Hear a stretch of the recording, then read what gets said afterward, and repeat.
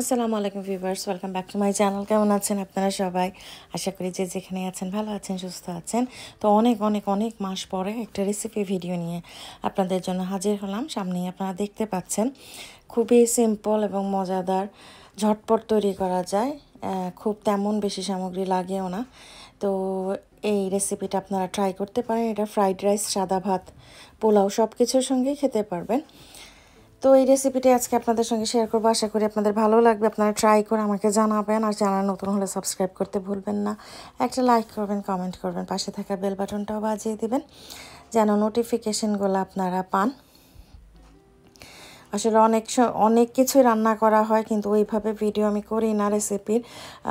তো যখন আমি ছবি শেয়ার করি, রেসিপির কোনো ছবি, তো তখন সবাই রেসিপি রেসিপি করে আওয়াজ তোলেন আর কি, বলেন যে রেসিপি দিতে। তো মাঝে মধ্যে যখন সময় থাকে হাতে একটু, তখন মনে হয় যে একটু ভিডিও করি। তো আজকে এইভাবে এই রেসিপিটা করেছিলাম ডিনারের জন্য। তো ভাবলাম আজকে আপনাদের সঙ্গে একটু শেয়ার করি। কারণ চিকেনের আইটেম, চিকেন সবাই অনেক ইউজ করেন, গেস্ট আসলে বা নিজেরাও বাসায়, কি নতুন নতুন আইডিয়া খোঁজেন যে অন্যরকম কী করা যায়। তো এটা আপনারা খুব সহজে বানিয়ে নিতে পারবেন। এটা হচ্ছে একটা থাই স্টাইলের কারি না, ঠিক এটা স্টার্টার বলতে পারেন। আপনারা এটা নুডলসের সঙ্গেও খেতে পারেন। তো এর জন্য আমার যা লাগবে সেগুলো দেখিয়ে দেই। এখানে হচ্ছে চিকেনের বুকের অংশটা, মানে হাড় ছাড় অংশটা আমি ছোটো ছোটো করে কেটে নিয়েছি, আদা রসুন বাটা, আর এখানে আছে লবণ আর কালো গোলমরিচের গুঁড়া। প্রথমে আমার ম্যারিনেশনটা এটা দিয়েই করব। আমি আসলে এই ব্লু টিস্যুটা দিয়ে পানি একদম চেপে চেপে মানে মাংসটাকে একদম ড্রাই করে নিচ্ছি। আপনারা চাইলে অনেকক্ষণ আগে ধুয়ে ঝরিয়ে রাখলেও একদম ড্রাই হয়ে যাবে। আর যদি এরকম একটু কিচেন টিস্যু দিয়ে মনে করেন যে পানিটা একদম চেপে উঠিয়ে ফেলবেন, সেটাও করতে পারেন। তো এইটুকু জিনিস দিয়ে আমি এটা কিছুক্ষণ ম্যারিনেট করে রাখবো। আসলে ম্যারিনেটের কোনো সময় নাই যে একদম আধা ঘন্টাই করবেন, 2 ঘন্টাই করবেন, এরকম না। আধা ঘন্টা 1 ঘন্টা করলেই হবে আর কি। আপনাদের অবস্থা বুঝে অনেক সময় থাকে না যে আমাদের ম্যারিনেশন করারও সময় থাকে না, তাড়াতাড়ি করতে হয়। তো আমি এটা মাখিয়ে ফেলেছি, ফেলে এটা একটু আমি ঢেকে রেখে দেই। তারপরে আমি একটা সস তৈরি করব, থাই স্টাইলের স্টার্টার যেহেতু, সস তো লাগবেই। তো সসের জন্য আমি যা যা ইউজ করছি, এটা হচ্ছে রাইস ভিনিগার। আপনাদের না থাকলে প্লেন ভিনিগার দিবেন, oyster sauce, light soy sauce, আর হচ্ছে আমি দিয়েছি একটু মধু বা হানি যেটাই বলেন, আর চিলি ফ্লেক্স। এই কয়টা জিনিসই লাগবে। তো আগে আমি হানি দিয়ে নিচ্ছি। আপনারা হানির বদলে, যদি কারো বাসায় হানি না থাকে, ব্রাউন সুগার থাকে, আপনারা সেটাও ইউজ করতে পারেন। সেটাও যদি না থাকে, একটু সাদা সুগারই দিবেন, আর কি করার আছে। তবে ব্রাউন সুগার দিয়েও এটা খুব ভালোই হবে, কোনো সমস্যা নেই। আর রাইস ভিনিগারের জায়গায় আপনারা নর্মাল ভিনিগার দিতে পারেন। আর অয়েস্টার সস তো আসলে এটার বিনিময়ে কী দেওয়া যায় বদলে আমি ঠিক জানি না। আপনারা এটাই দিতে পারেন। তো এইগুলো দিয়ে আমি আর কি একটু সব মাখিয়ে নিব।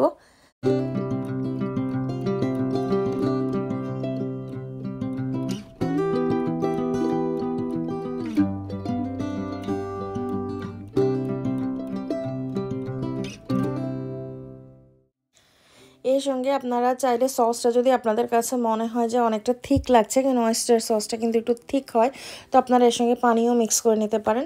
আমি পরে অল্প একটু পানি দিয়েছিলাম, বাট সেটা এখানে দেখানো হয় না। তো আপনারা একটু পানি দিয়ে পাতলা করে নিতে পারেন। আর যে কোনো চাইনিজ বা থাই রেসিপিতে সসটা খুব ইম্পর্ট্যান্ট। সস ছাড়া আসলে রিয়েল টেস্টটা ওদের খাওয়ার হয় না বা আসে না। তো সসটা আসলে দরকারি, সসটা স্কিপ করার, এই পার্টটা স্কিপ করার কোনো অপশন নাই। আর এখানে আমি কোনো কর্নফ্লাওয়ার ইউজ করিনি, এই রান্নাটাই আমি কোনো কর্নফ্লাওয়ার ইউজ করি নাই, সো কর্নফ্লাওয়ার এখানে দিতে হবে না। আর এর সঙ্গে আমি দিয়েছি কিছু ক্যাশিও, সেটা আমি এক্ষুনি আপনাদেরকে দেখাচ্ছি, ক্যাশিও বা কাজু বাদাম। এই যে সসটা এরকম হয়েছে, এর সঙ্গে আপনারা একটু পানি মিক্স করে এটাকে আরেকটু পাতলা করে নিতে পারেন। অয়েস্টার সস এবং হানি দুইটাই খুবই থিক টাইপের, তো সেই জন্য। আর এখানে আমার কিছু কাটা জিনিস দরকার ছিল, সেখানে আমি বলে নিই। এখানে আদা কুচি আছে, রসুন কুচি, স্প্রিং অনিয়ন যেটা পেঁয়াজ কলি, তার নিচের পার্টটা হচ্ছে সাদা সাদা পেঁয়াজ ছোটোগুলো, আর গ্রিনটা হচ্ছে পেঁয়াজ কলিটা। তো আমি এখানে কিছু ক্যাশিও বললাম যে লাগবে, সেটা আমি একটু রোস্ট করে নেই। কোনো তেল মশলা লাগবে না, জাস্ট এমনি একটু হালকা টেলে নেবেন, যেটা আমরা টালা বলি। আর এই রান্নাগুলোর ক্ষেত্রে আদা বা রসুন যতটুকু বেশি ভালো মতন কুচি করতে পারেন সেইভাবে কুচি করবেন আর কি, মানে যতটুকু সম্ভব। আমি এটা অলিভ অয়েল দিয়ে করেছি, আপনারা রান্নার তেল বা বাটার দিয়েও করতে পারেন। যদি আর একটু রিচ করতে চান বাটার ইউজ করলেও হবে, কোনো সমস্যা নেই। আমি একবারেই একটু তেলটুকুই নিয়েছি, এটুকুতে আমি পুরোটা রান্না শেষ করব, ডিপ ফ্রাইয়ের কোনো দরকার নাই।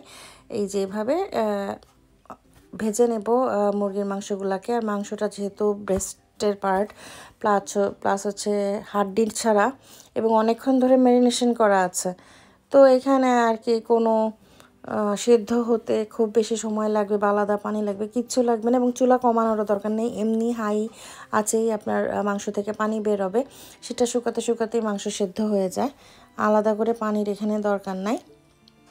তবে এর মধ্যে আমি যে সসটা বানিয়েছিলাম সেখান থেকে অল্প একটু সস আমি মাংসটা ভাজার সময় ইউজ করছি, আর বাকি সস আমি রান্নার মধ্যে দিব। তো আপনারা ট্রাই করতে পারেন, ট্রাই করে আমাকে জানাতে পারেন।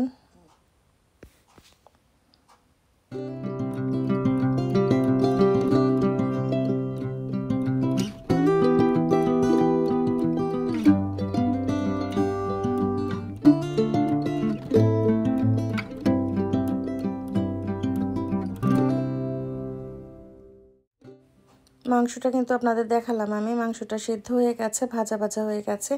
এখন আমি মাংসটাকে তেল থেকে উঠিয়ে নিচ্ছি।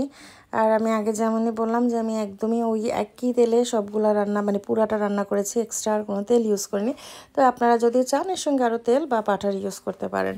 তো আমার এখানে মাংসটা আপনারা দেখতে পাচ্ছেন ভাজাও হয়ে গেছে, সেদ্ধও হয়ে গেছে, সব কিছু হয়ে গেছে। আমি একই প্যানে আগে থেকে কেটে রাখা যে আদা কুচি, রসুন কুচি আর স্প্রিং অনিয়নের সাদা অংশটা ছিল, পেঁয়াজ যেটা বলা আর কি বাল্বের, ওইগুলাকে কেটে রেখেছিলাম, সেটা এখন একটু তেলের মধ্যে দিয়ে একটু ভেজে, খুব বেশি একদম ব্রাউন করে ফেলতে হবে এরকম না, আপনারা দেখতেই পাচ্ছেন খুব সুন্দর একটা স্মেল ছড়ায়।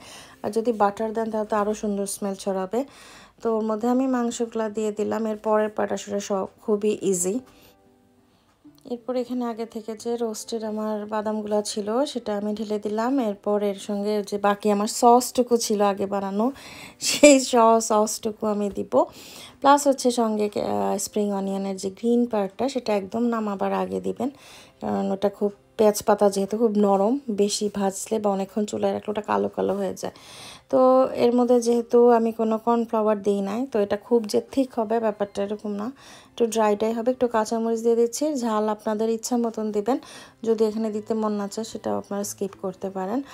আর আগে যেহেতু আমি চিলি ফ্লেক্স ইউজ করেছি, তো আপনারা আপনাদের টেস্ট অনুযায়ী বা মাংসের পরিমাণ কম বেশি অনুযায়ী ইনগ্রিডিয়েন্টসগুলো কম বেশি করে নেবেন। তো আমার অলমোস্ট হয়ে গেছে, এখন আমি এই গ্রিন পাতাটা দিয়ে দিলাম, জাস্ট 2-3 মিনিট আমি রাখবো একদম মাখা মাখা করে, এটা আমি নামিয়ে নিব। তো এটা আপনারা ফ্রাইড রাইসের সঙ্গেও খেতে পারেন, নুডলসের সঙ্গেও খেতে পারেন, পোলাও ভাত সব কিছুর সঙ্গে খেতে পারেন।